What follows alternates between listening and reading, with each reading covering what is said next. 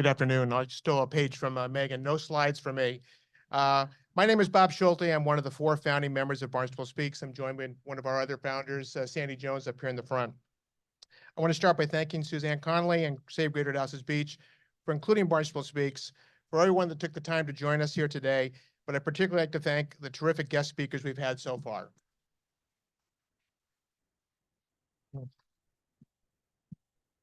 My wife and I have been full-time residents of the Cape, specifically the village of Centerville, for coming up on 30 years.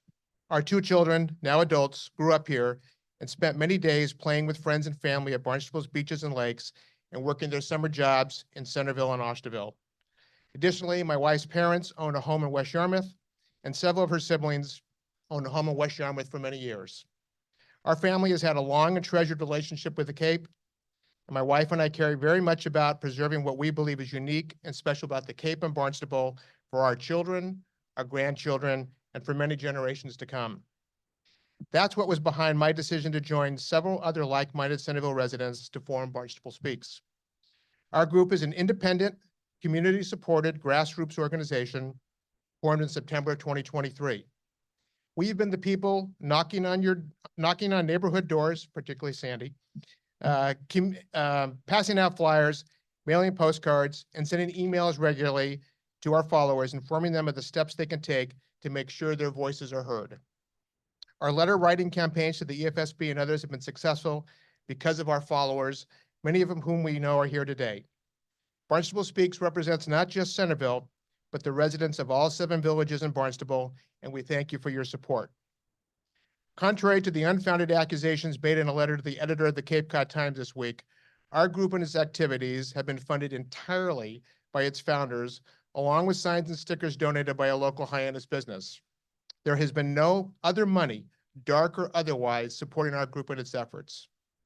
Barnstable Speaks was formed when a group of residents concerned with the potential harmful environmental and other effects of offshore wind came together to oppose Avangrid Renewables' proposed Park City Wind project, and in particular, its plans to land multiple high-voltage cables on Craigville Beach, to run those cables just 10 feet under the shallow Centerville River, then run those cables through the heart of our historic village Main Street, much of which is under the National Historic Register, and finally to build a large power substation containing 125,000 gallons of toxic dielectric fluids above the Cape's sole source aquifer, which is the source of the Cape's drinking water and upgradient from Lake Woquacket, one of the Cape's largest lakes. In addition to creating a greater awareness of and sharing factual information about the Park City Wind project, Barnstable Speaks counts as its most significant accomplishment the initiation of a successful petition for an open meeting of the citizens to discuss residents' questions and concerns about the proposed offshore wind projects in Barnstable. Once a date for the open meeting had been set, Barnstable Speaks worked with the town to successfully organize and publicize the meeting in less than 10 days.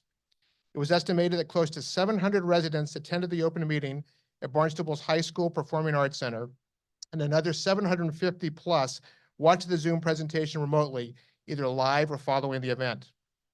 That means that over 1,500 people viewed and or participated in that event. This in a town where the bi-monthly town council meetings have typically attracted an audience of less than 50 people over the past several years. At the open meeting, a vast majority of the residents who attended or spoke either opposed or had significant concerns about the offshore wind projects landing on Barnstable's public beaches. One of the issues causing the most concerns among Barnstable residents is the proposed construction of what has been described as some of the largest electric substations in the state, if not the country, on top of Cape Cod's sole source aquifer. The Cape's sole source aquifer is unique because the Cape's residents live, work, and play directly on top of our drinking water source.